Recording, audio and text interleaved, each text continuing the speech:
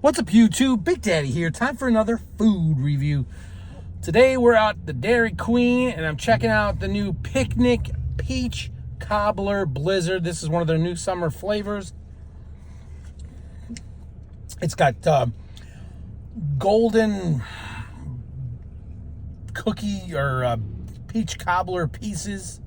It's got the peach stuff in it. I don't know. It tastes like peach. It's vanilla ice cream. Pretty good.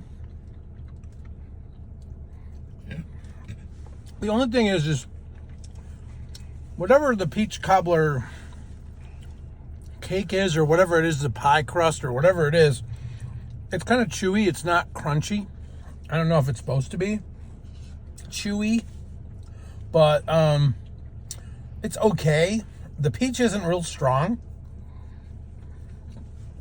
I think it could be a little stronger. Could be more peach pieces in this. On a scale of 1 to 5 on the Picnic Peach Cobbler Blizzard from Dairy Queen, I'm going 3.5 out of 5.